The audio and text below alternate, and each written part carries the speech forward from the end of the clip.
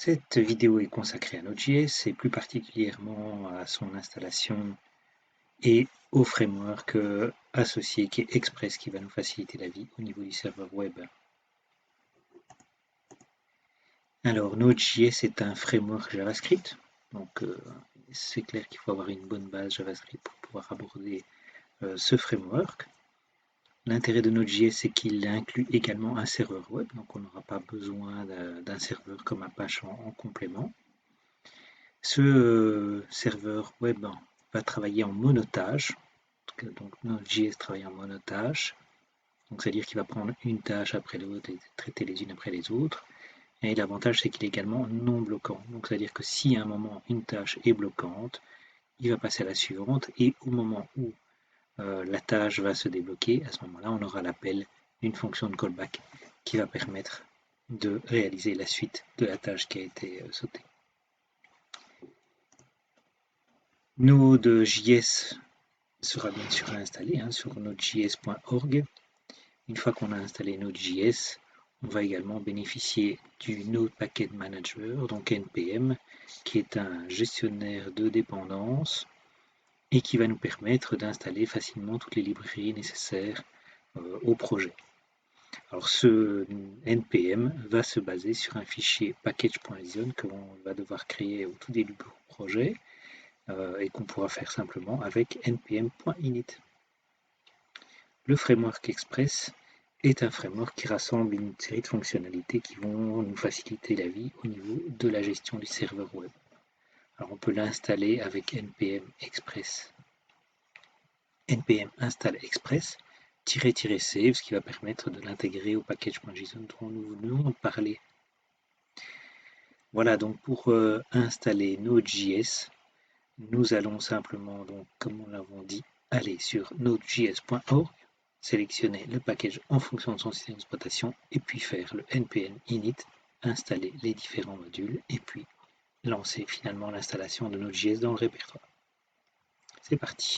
Donc me voici dans Visual Code, qui sera l'éditeur que j'utiliserai durant ces différentes vidéos. Je vais ouvrir un terminal et vous montrer que d'abord Node.js est un framework JavaScript. Donc si je tape simplement Node, je suis en mode conversation avec le serveur et je peux lui faire toute une série d'opérations JavaScript. Donc par exemple, si je fais une addition, directement la réponse, on peut utiliser des commandes JavaScript qu'on connaît bien, comme par exemple console.log, voilà, qui va me permettre d'envoyer un message dans la console. Voilà, donc le message est bien arrivé. Alors je vais quitter ce mode-là et démarrer maintenant mon serveur, en tout cas la configuration du serveur web. Pour ça, on l'a vu, je dois faire npm init pour démarrer cette configuration. Ensuite, on me demande le nom de mon package, simplement démo, ça me plaît bien. Ensuite, simplement les différentes informations. Alors ici, je vais peut-être mettre simplement serveur.js, index c'est bien aussi, mais puisque je veux démarrer un serveur, je vais l'appeler serveur. Les autres informations pour le moment n'ont pas beaucoup d'importance et j'accepte tout ça. Et je vois maintenant que j'ai un fichier package.json qui est arrivé, qui est bien correctement configuré. Tant que j'y suis, je vais donc installer la suite, qui est donc install npm install express. Et je veux qu'il soit sauvé dans le package.json, donc je mets --c. Voilà, donc l'installation se fait et je suis prêt maintenant. Je vais simplement encore rajouter peut-être un module supplémentaire qui est npm install. Alors, nodemon, c'est simplement un node qui va redémarrer chaque fois qu'une modification est réalisée et donc je ne vais pas devoir le faire, ce sera plus simple pour moi. Voilà, donc l'installation est en cours également. Voilà, pour finir, je fais quand même un npm install pour vérifier que tout a été correctement installé. Voilà, je suis prêt. Donc maintenant que tout est installé, je vais pouvoir réaliser mon serveur index ou serveur.js par contre, dont j'avais parlé juste avant. Donc je vais l'appeler serveur.js. Voilà, donc la première chose à faire, c'est de déclarer le module Express.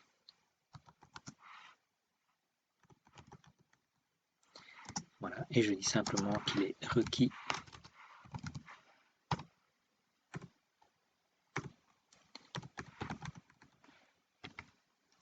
Voilà, une fois que mon serveur Express, que mon module Express est prêt à être importé, je vais instancier l'app, qui sera donc le serveur en tant que tel. Voilà, c'est fait. Ensuite, maintenant, je vais déclarer ma première route, puisque l'idée, c'est qu'évidemment, je vais pouvoir naviguer dans les différentes routes de mon serveur, et donc je vais prendre l'application et je vais y associer une méthode get, donc une méthode HTTP comme on l'a vu, get et post. Donc dans cette méthode, la première chose à faire, c'est déclarer le chemin, donc simplement la racine, et puis ensuite une fonction. Cette fonction, effectivement, elle va récupérer la requête, donc l'objet requête qui est le premier paramètre de la fonction, et l'objet réponse qui est le deuxième paramètre de la fonction. Donc une fois que cette fonction, voilà, j'ai les paramètres, je vais pouvoir dire ce que je fais quand j'arrive sur la racine. Donc qu'est-ce que je fais? Je vais envoyer une réponse et je vais utiliser simplement la méthode send. Voilà. Et donc cette réponse, je vais simplement dire qu'il s'agit de hello. Alors maintenant que j'ai déclaré une première route, je vais pouvoir finalement lancer, en tout cas déclarer le lancement de mon serveur. Donc je vais utiliser la méthode app.listen qui va à ce moment-là écouter sur quoi? Sur un port. Donc dans ce cas-ci, je vais simplement utiliser le port 3000 et on va déclarer une fonction. Voilà, dont il n'y a pas de paramètres et je vais simplement dire que au moment où j'écoute, je vais simplement dire dans la console que le serveur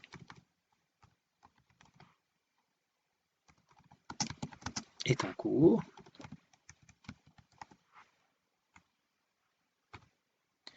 Voilà.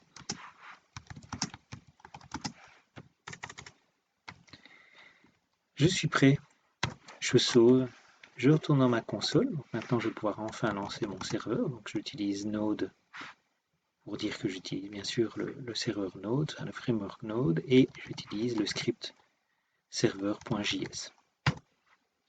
Voilà, mon serveur est fonctionnel. Si maintenant je vais voir dans mon navigateur, mon serveur est bien fonctionnel et j'ai bien Hello World qui est apparu.